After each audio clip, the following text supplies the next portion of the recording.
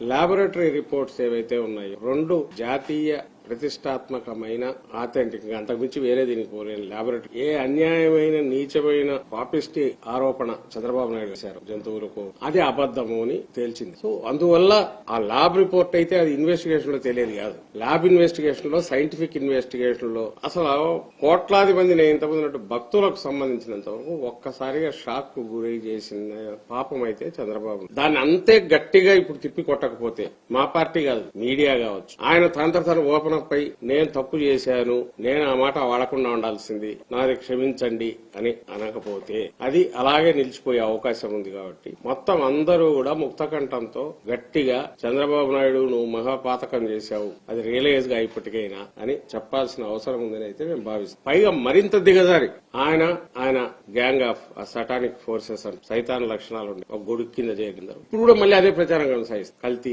కలిసి కంటిన్యూస్ ప్రచారం దాన్ని కూడా ఎండగట్టాల్సింది. ముందు ఇది అబద్దం అని తేలినప్పుడు అతని దురుద్దేశాలు బయటపడ్డాయి. దాన్ని ఎండగట్టాల్సింది. ఆయన నిలదీసి ప్రజాక్షేత్రంలో ఆయన బోన్లో నిలబెట్టాల్సి కూడా ఉంది. సప్లై చైన్ లో జరిగిన వాటికి సంబంధించినంత వరకు అవకతవకలు జరిగాయనేది అనుమానాలు రావడానికి అవకాశం ఉన్న వాటన్నిటి తిప్పుకోనో లేకపోయినా సృష్టించో కొత్త రకం ఇది క్రియేట్ 2019 సెప్టెంబర్ లో ఎప్పుడు మా హయాం మాది మొదలయ్యాక దాన్ని రిజెక్ట్ చేశారు. తర్వాత 2024 మా ప్రభుత్వం దిగిపోయి చంద్రబాబు నాయుడు గారు ప్రభుత్వం వచ్చిన నెలకు వచ్చిన శాంపుల్స్ లో వచ్చిన తర్వాత వచ్చిన శాంపుల్ ఈ రోజు టెస్ట్ చేసి అవి కూడా బోలేబాబు నుంచి రాలే ఏఆర్ డైరీ అనే దాని నుంచి వచ్చిందని వాటిలో ఈ ఇప్పుడు ఏదైతే చెప్తున్నారో ఇవి కనపడుతున్నాయని టీటీడీ బోర్డు గాని టీటీడీ బోర్డు సభ్యులు గాని టీటీడీ బోర్డు చైర్మన్ గాని వీళ్ళందరూ దీంట్లో ఎక్కడ ఉన్నారనేది అయితే ఎక్కడ దాంట్లో లేదు. అలాంటి ఆరోపణ గాని ప్రస్తావన గాని వాళ్ళ దగ్గరకు వచ్చి వాళ్ళు ఇగ్నోర్ చేశారు లేదా చేయాలని వాళ్ళు ప్రస్తావించాలనే ఆధారాలు వాటికి సంబంధించిన ఆధారాలు ఏమీ లేవు. సో ఆ రోజు బోలేబాబా ఎంటర్టైన్ చేసింది చంద్రబాబు నాయుడు గారు ప్రభుత్వం